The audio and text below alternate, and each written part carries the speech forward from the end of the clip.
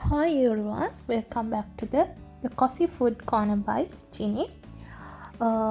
අද ඔයාලා දකින්න ඇති අද අපි ඉතාලියන් පාස්තා ඩිෂ් එකක් හදන්න හැටි තමයි බලන්න යන්නේ. අද අපි හදන්නේ ගාම්බෙරිය සුක්කිනි කියන පාස්තා ඩිෂ් එක. ඔයාලා දකින්න විදිහට මම ස්ටෙප් බයි ස්ටෙප් දාලා තියෙනවා කොහොමද මේ ඩිෂ් එක හදන්නේ කියන එක. එකටම ඔලිව් ඔයිල් පෑන් එකක් අරගෙන ඔලිව් ඔයිල් දාලා සුදුලුණු ටික දාලා කොත්තමල්ලි කොල්ල දාලා ඊට පස්සේ සුක්කිනි ටික දාලා ගොඩක් ඉන්ග්‍රීඩියන්ට්ස් ඕනේ නැහැ ඇත්තටම. හැබැයි මේක පොඩි ඉන්ග්‍රීඩියන්ට්ස් ප්‍රමාණයකින් හරිම රසට හදාගන්න පුළුවන් පාස්තා ඩිෂ් එකක්.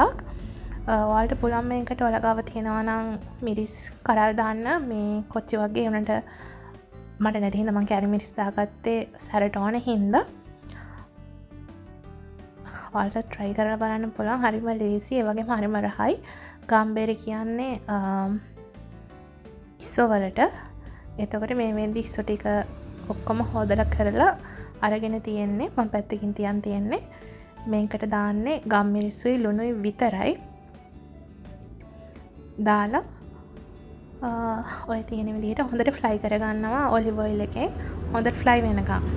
ඊට පස්සේ අපි අර දාපු සුදු ලුණු ටිකත් එක්ක අපි හදාගත්ත මිශ්‍රණය හතරෙන් දෙකක් වගේ, ඒ කියන්නේ භාගයක් වගේ වෙන්න වෙනම අරගෙන මේක බ්ලෙන්ඩ් කරගන්න ඕනේ. බ්ලෙන්ඩ් කරගන්න කලින් මේකට ඔයාලා ගාව තියෙනවා නම් අනිවාර්යයෙන්ම දාන්න ඕනේ උකු පොල් කිරි. ඒක තමයි මේකේ සීක්‍රට් රෙසිපි එකේ තියෙන මේන් තින් එක. පොල් කිරියෙන් තමයි මේක බ්ලෙන්ඩ් කරලා දාන්නේ. එතකොට මට බ්ලෙන්ඩ් මේ පොල් කිරි නැති හින්දා මම මේ විදිහට තමයි ඉතින් ඒක දාගත්තේ. මම පිටි තමයි යූස් කරන්නේ. මෙහෙ මට පොල් කිරි උකු ඒව ගන්න නැති හින්දා. ඒතර මම ලේසි හින්දා ඔකටම දාලා ඕක කලවම් කරලා ගත්තා. ඊට පස්සේ බ්ලෙන්ඩ් කරගත්තා.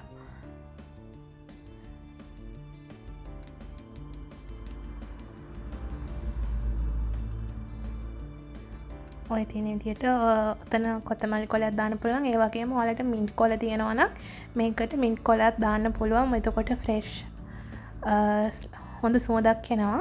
මට නැහැ හින්දා මම ඕක විතරයි දැම්මේ. ඔයාලා ගාව තියෙනවා නම් ඒ දෙකම මෙතන පාවිච්චි කරන්න පුළුවන්. ඊට පස්සේ හොඳට මේක බ්ලෙන්ඩ් කරගන්නවා.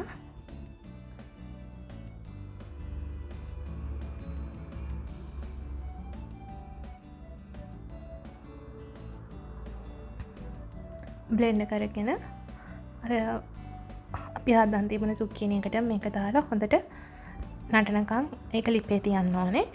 ඊට පස්සේ වෙනම පදල්ලාවක් කරගෙන ඒකට බටර් ටිකක් දාලා ඉස්සෝ ටික දාලා ඒක හොඳට ෆ්‍රයි වුණාම වීනෝ බියන්කෝ එකෙන් ටිකක් දාන්න ඕනේ. වීනෝ බියන්කෝ කියන්නේ සුදු වයින් එක.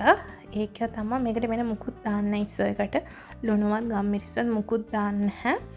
මේක බටර් එකයි වීනෝ එකෙනුයි තමයි ෆ්ලයි වෙන්න දෙන්න ඕනේ.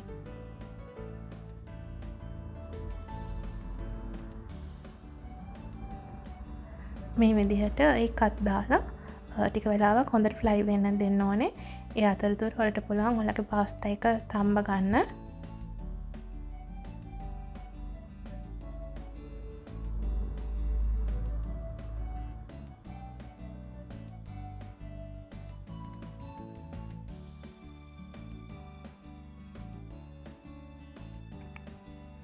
මේ විදිහට පාස්තා එක දැන් ලිපේ තමා දෙකම තියෙන ඩිෂ් එක. ඊට පස්සේ මේක අරකට කලවම් කරලා දෙක හොඳට මික්ස් වෙලා ඒක කුක් කරගන්න ඕනේ.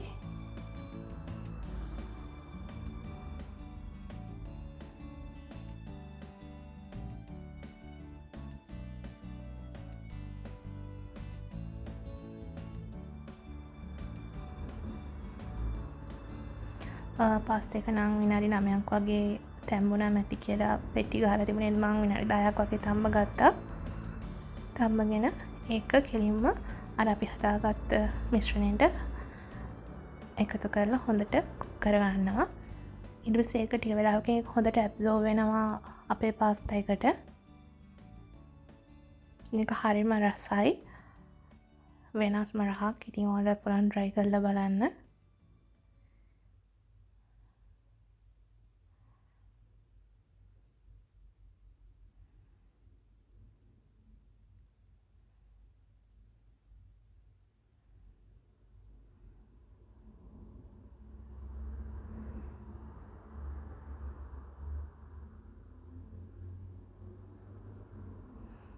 හරිම රස පාස්තා ඩිෂ් එකක් මේක. එහෙනම් අපේ වීඩියෝ එක බලවට ඔයාලට ගොඩක් ස්තුතියි.